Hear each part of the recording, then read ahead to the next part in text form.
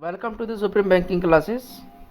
मेरा नाम है मिस्टर हरीश बारापात्रे और इस वीडियो में आज आपको मैं मार्च 2026 के फर्स्ट वीक के critical and smart current affairs के बारे में डिस्कस करूंगा। बिना समय गवाए हम लोग डायरेक्टली क्वेश्चन नंबर 1 पे चलते हैं। पहला क्वेश्चन आपसे पूछा गया है कि recently in March 2026 securities and exchange board of India SEBI introduce which type of funds. SEBI ने हाल ही में इस महीने कौन से टाइप ऑफ फंड्स को इंट्रोड्यूस किया हुआ है जो ग्लिड पाथ इन्वेस्टमेंट स्ट्रेटेजी के ऊपर काम करता है और वो इक्विटी और डेप्ट को ऑटोमेटिकली एडजस्ट करता है based on investors age and time to maturity. तो आपको बताना है कि ये टाइप ऑफ फंड कौन सा है।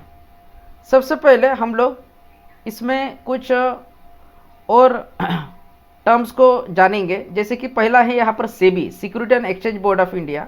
तो सेबी है क्या, ठीक है। तो सेबी क्या है, ये एक रेगुलेटरी अथॉरिटी है जो कंट्रोल करती है और सुपरवाइज करती है सिक्योरिटीज़ मार्केट इन इंडिया। जो आपके शेयर मार्केट्स होते हैं, जो आपके म्यूचुअल फंड्स होते हैं, उनको वो रेगुलेट करता है। जो फॉर्म हुआ है 1988 में as a non statutory body और वो स्टैट्यूटरी हुआ 1992 में वाया सेबी एक्ट 1992। तो इसके ऑब्जेक्टिव्स होते हैं जो 3 कोर पिलर्स के ऊपर ये काम करता है। पहला तो वो इन्वेस्टर को प्रोटेक्ट करता है, उनके जो इन्वेस्टमेंट होते हैं, उनका जो वेल्थ होता है उसको प्रोटेक्ट करना, ये सेबी का काम है। प्रोमोट मार्केट डेवलपमेंट, मार्केट के डेवलपमेंट को वो प्रोमोट करता है। और तीसरा होता है मार्केट के पार्टिसिपेंट्स को वो रेगुलेट करता है। ये 3 ऑब्जेक्टिव है सेबी के। इनके कुछ पावर्स भी होते हैं सेबी के, जैसे कि वो पेनल्टी और फाइन्स को इम्पोज कर सकता है जो भी इन्वेस्टर्स होते हैं उनके ऊपर। इट कैन बैन कंपनीज और इंडिविजुअल्स फ्रॉम ट्रेडिंग से वो कंपनीज या फिर इंडिविजुअल्स को, एक पर्सन को बैन भी कर सकते हैं अगर उनके रूल्स के अगेंस्ट आप जाएंगे तो। Can inspect books of accounts और regulate IPOs and mutual funds. IPOs को रेगुलेट करना और म्यूचुअल फंड्स को रेगुलेट करना इसका काम होता है। 1988 में ये इस्टेब्लिश्ड हुआ था, ओके। और इसका हेडक्वार्टर जो है वो मुंबई में है और ये रेगुलेटरी बॉडी है। उसके बाद में जान लेते हैं हम लोग ये ग्लिड पाथ इन्वेस्टमेंट स्ट्रेटेजी क्या है। उसके भी पहले इक्विटी और डेप्थ क्या है ना। इसके पहले आपको इक्विटी और डेप्थ को जानना पड़ेगा, उसके बाद में आपको ये समझेगा कि ग्लिड पाथ इन्वेस्टमेंट स्ट्रेटेजी होती क्या है। तो इक्विटी और डेप्थ के बारे में सुनिए। इक्विटी और डेप्थ, यहाँ पर इक्विटी का मतलब होता है किसी कंपनी में हिस्सेदारी, यानी कि ओनरशिप। इक्विटी आप शेयर्स खरीदते हो, मतलब कि क्या खरीदते हो, उसके इक्विटीज़ को खरीदते हो, यानी कि वहाँ पर आप एक ओनर बन जाते हो, है ना। आपको ओनरशिप का कुछ हिस्सेदारी मिलती है उस कंपनी की, उस शेयर्स के द्वारा। तो जब आप किसी कंपनी के शेयर्स को खरीदते हैं तो उस कंपनी के आंशिक मालिक जो है आप बन जाते हो। उदाहरण, एक एग्जांपल देता हूं मैं। अगर आपने किसी कंपनी के शेयर को खरीदे तो कंपनी का प्रॉफिट होगा तो आपका भी फायदा होगा, और कंपनी को अगर लॉस होता है तो आपका भी नुकसान होता है, आपका भी लॉस होता है। इसके फायदे क्या होते हैं इक्विटी के? सबसे पहला तो ज़्यादा रिटर्न की संभावना होती है इक्विटी में, या फिर कंपनी की ग्रोथ का लाभ आपको हो सकता है अगर आप इक्विटी में इन्वेस्ट करते हो तो।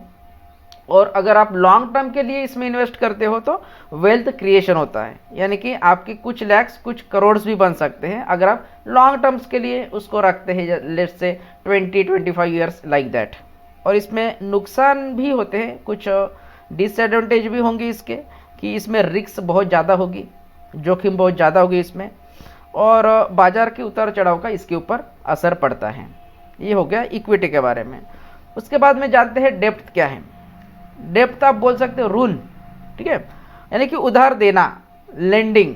जैसे कि जब आप डेप्थ में इन्वेस्ट करते हो तो आप कंपनी या फिर सरकार को पैसा उधार देते हैं और बदले में आपको क्या मिलता है, इंटरेस्ट मिलता है। बदले में आपको क्या देती है, वो इंटरेस्ट देती है, ठीक है। फॉर एग्जाम्पल एफडी आपको पता होगा, फिक्स डिपॉजिट पता है आपको बैंक का। फिक्स डिपॉजिट में आप क्या करते हो, कुछ पैसा 10 लाख रुपीज़ आपने इन्वेस्ट कर दिया उस बैंक में, उसके बाद में वो हर साल आपको उसके ऊपर इंटरेस्ट देगी और ये 10 लाख आपका सिक्योर्ड होगा, ना वो कम होगा ना वो ज़्यादा होगा, आपको कुछ इंटरेस्ट पे करती है वो बैंक। सेकंड एग्जांपल इसका है गवर्नमेंट और कॉरपोरेट का बॉन्ड में आप इन्वेस्ट कर सकते हो, है ना। ये भी एक डेप्थ है। या फिर डिपेंचर, डिपेंचर में आप इन्वेस्ट कर सकते हो, राइट। अभी देखिए इसमें फ़ायदे क्या होते हैं, इसमें एक फिक्स इनकम आएगी आपकी, जैसे कि 10 लाख का आपने एफडी कर दिया तो हर साल वो फिक्स रिटर्न देगा, फिक्स्ड आपको इंटरेस्ट देगा उसके ऊपर। इसमें जोखिम कम होती है, इक्विटी में ज़्यादा थी, यहाँ पर कम होती है जोखिम। और आपकी जो कैपिटल है, आपकी जो पूंजी है वो सुरक्षित रहती है। नुकसान के बारे में अगर इसके जानने चाहोगे डेप्थ के, तो वो रिटर्न कम देंगी आपको, और इसके ऊपर महंगाई का, इन्फ्लेशन का असर भी पड़ सकता है। Okay fine. तो आसान शब्द में अगर हम लोग उसको कंपेयर करना चाहेंगे तो जो इक्विटी है उसमें कंपनी में हिस्सेदारी आपको मिलती है, और डेप्थ आप कंपनी या सरकार को उधार देते हो। यहाँ पर इक्विटी में जो है रिस्क ज़्यादा होती है, इसमें रिस्क कम होगी। उसके बाद में इसमें रिटर्न ज़्यादा होंगे, इसमें रिटर्न कम होते हैं, है ना, बट निश्चित रिटर्न देते हैं वो। और लास्ट आप बोल सकते हो कि ये जो है शेयर मार्केट है ना, इसका एग्जांपल एक शेयर मार्केट हो सकता है, और इसका एग्जांपल एक एफडी या फिर बॉन्ड हो सकता है। ये हो गया आपका इक्विटी और डेप्थ के बारे में। अभी जानते हैं कि ये ग्लिड पाथ इन्वेस्टमेंट स्ट्रेटेजी होती क्या है, इसके बारे में थोड़ा सा जान लेते हो, जो जहाँ से हमने इसको स्टार्ट किया था। तो देखो ये ग्लिड पाथ इन्वेस्टमेंट स्ट्रेटेजी यानी कि ये ऐसी मतलब कि पद्धति है, ऐसी एक निवेश पद्धति है जिसमें समय के साथ निवेश का अनुपात यानी कि इक्विटी और डेप्थ जो है वो बदलता रहता है ना। अराउंड टाइम आपका इक्विटी और डेप्थ बदलता रहेगा। यानी कि देखिए अगर आपकी एज कम है तो उसमें ज़्यादा इक्विटी में आप पैसा डालोगे तो वो क्या होगा, उसमें थोड़ा सा रिस्क ज़्यादा होगा और रिटर्न भी ज़्यादा होंगे।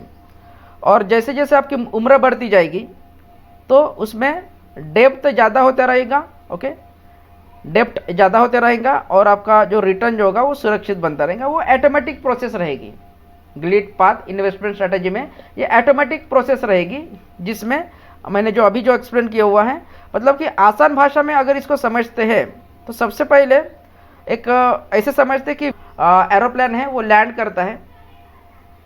शुरुआत में ऊंचाई होती है, लैंड करते समय शुरुआत में क्या होती है, ऊंचाई होती है, और धीरे धीरे वो नीचे आते जाता है, यानी कि डेप्थ। ऊंचाई यानी कि आप इक्विटी बोल सकते हो, और वो जैसे जैसे धीरे धीरे वो नीचे आता है उसको आप डेप्थ बोल सकते हैं।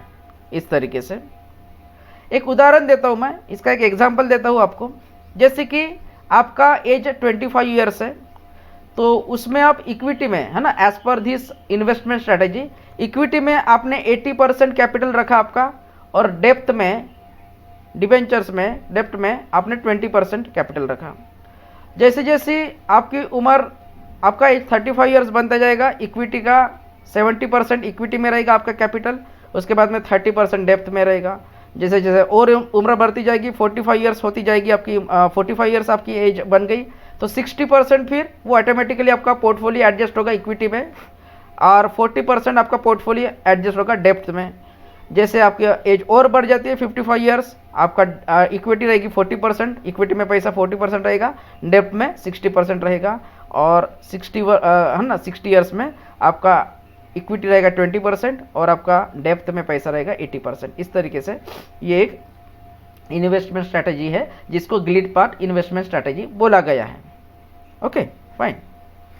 आते हैं क्वेश्चंस के ऊपर। हमारे क्वेश्चन क्या बोला था देखिए आपको, तो सेबी ने ये ग्लिड पाथ इन्वेस्टमेंट स्ट्रैटेजी को इंट्रोड्यूस किया हुआ है ना।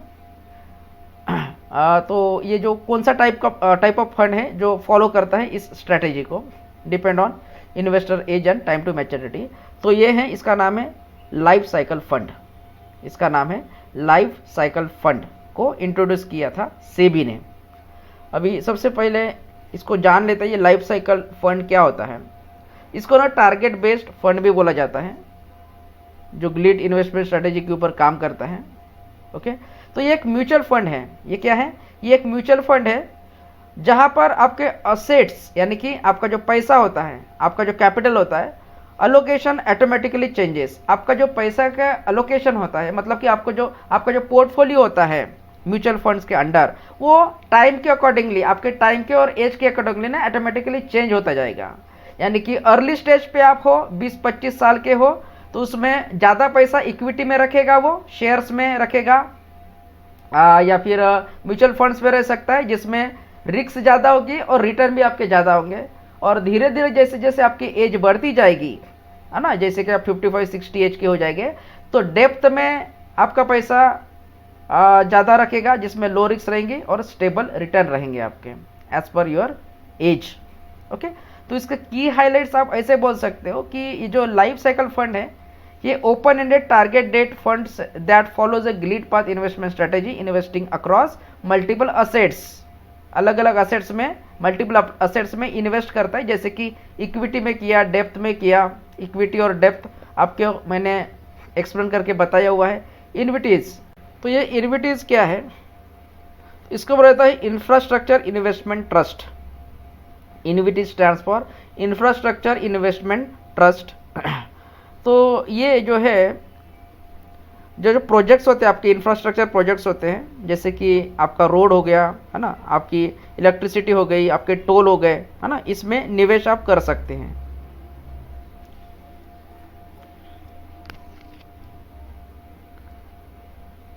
इसमें जो इन्वेस्टर्स है वो पैसा लगाते हैं, और जो प्रोजेक्ट है आपका, जैसे रोड डेवलपमेंट का प्रोजेक्ट हो गया आपका, है ना, उसमें जो प्रोजेक्ट से आने वाली जो इनकम रहेगी, जैसे आपका टोल टैक्स हो गया, आपका इलेक्ट्रिसिटी, वो आप इन्वेस्टर्स को मिलती हैं। तो इसमें जो इनकम होती है वो रेगुलर इनकम होती है उनकी, डिविडेंड और इंटरेस्ट के बेसिस पे उसको इनकम मिलता है। और आप लॉन्ग टर्म ड्यूरेशन के लिए अगर इसको इन्वेस्ट करना चाहोगे तो वो अच्छा रहता है। ओके, और बहुत ही कम इन्वेस्टमेंट में आप बड़े प्रोजेक्ट्स में हिस्सेदारी ले सकते हो।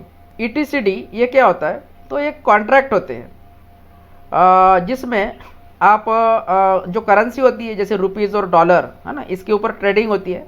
ये एक स्टॉक एक्सचेंज जैसे कि NSE आपका नेशनल स्टॉक एक्सचेंज पर ट्रेड होते हैं। इसका एडवांटेज क्या है, तो इसमें जो करेंसी का रिस्क होता है ना, उससे आप बच सकते हो, और ट्रेडिंग और स्पेकुलेशन से भी यहाँ पर आप बच सकते हो। उसके बाद आता है gold ETF, gold equity traded funds. ये क्या होते हैं, तो एक ऐसा फंड होता है जिसमें जो है आप जो गोल्ड है उसका जो कॉस्ट है उसको ट्रैक करता है। मतलब कि आप यहाँ पर एक सिंपली बताया जाए तो बिना फिजिकल गोल्ड को खरीदे डीमैट अकाउंट के जरिए आप गोल्ड में इन्वेस्ट कर सकते हैं गोल्ड ETFs के द्वारा। यहाँ पर देखो आपको फ़ायदा कौन सा है। यहाँ पर गोल्ड का जो प्यूरिटी है उसका आपको कोई टेंशन लेने की ज़रूरत नहीं है। वो 99.99% प्योर गोल्ड में आप इन्वेस्ट करते हो वहाँ पर, और ये एक सिक्योर्ड होता है। यहाँ पर चोरी का वगैरह कोई डर नहीं रहता है इसमें, और आप आसानी से इसको मतलब कि खरीद सकते हो या फिर बेच सकते हो। सेम सिल्वर का भी होता है। यहाँ पर चांदी के बारे में, ठीक है, जैसे कि गोल्ड ETF में गोल्ड था, यहाँ पर चांदी के बारे में ट्रेड किया जाएगा, सिल्वर के बारे में ट्रेड किया जाएगा, ठीक है। कम कीमत में आप इसमें निवेश कर सकते हैं। इंडस्ट्री में बहुत डिमांड है सिल्वर की, तो उसके अकॉर्डिंगली जो है आपको ग्रोथ पोटेंशियल मिलेगा, और फिजिकल सिल्वर की यहाँ पर ज़रूरत नहीं पड़ेगी आपको। नेक्स्ट क्वेश्चन, इन मार्च 2026 मतलब कि इस महीने, as per the guidelines introduced by SEBI, life cycle funds can be launched with the minimum tenure of how many years. जो आपके लाइफ साइकिल फंड्स है, जो अभी हमने लास्ट क्वेश्चन में देखे, जो ग्लिड पाथ इन्वेस्टमेंट स्ट्रेटेजी के ऊपर काम करता था, तो मिनिमम कितने साल के लिए उसको लॉन्च किया गया है। तो ध्यान से सुनना, इसको जो लाइफ साइकिल फंड्स है वो मिनिमम 5 साल और मैक्सिमम 30 इयर्स के लिए लॉन्च किया गया है। मिनिमम 5 इयर्स और मैक्सिमम 30 इयर्स के लिए इसको लॉन्च किया गया। मतलब कि 5-5 साल का इसमें गैप होगा। 5 साल मिनिमम आप इसमें मतलब कि इन्वेस्ट कर सकते हो। उसके बाद में इस जो स्ट्रेटेजी के है, स्ट्रेटेजी को आप 10 इयर्स के लिए भी ले सकते हैं, 15 इयर्स, 20 इयर्स, 25 इयर्स और 30 इयर्स है। मैक्सिमम इसका 30 इयर्स है और मिनिमम इसका 5 इयर्स है। Next, as March 2026, who is the chairman of securities and exchange board of India. तो सेबी जो था, जिसके बारे में हमने जाना था कुछ देर पहले, पहले क्वेश्चन से, फर्स्ट क्वेश्चन में, जिसका हेडक्वार्टर मुंबई में है। तो इसके चेयरमैन कौन है? तो इसके चेयरमैन है तुहिन कांता पांडे। तुहिन कांता पांडे। अभी देखो बाकी के मतलब कि अथॉरिटीज़ है, उनके बारे में भी हम लोग बात करते हैं कि वो क्यों नहीं हैं इनके चेयरमैन। तो सबसे पहले देखिए माधवीपुरी बुच, ये क्या है? ये फॉर्मर चेयरमैन थे सेबी के, अभी नहीं है, फॉर्मर थे, पहले थे। अजय त्यागी सेकंड ऑप्शन था, ये पास्ट चेयरमैन थे। ओके, सर्व बिफोर माधवीपुरी बच, इनके पहले अजय त्यागी थे, उसके बाद में माधवीपुरी बच बने। शक्तिकांता दास, ये तो आरबीआई का गवर्नर है, सेबी के नहीं है। और संजय मल्होत्रा, ये गवर्नमेंट ऑफिसर है। ओके, सेबी के चेयरमैन नहीं है ये। Okay, next, as per the security and exchange board of India regulations introduced in March 2026, a mutual fund house can keep a maximum of how many life cycles funds open for subscription at any given point of time?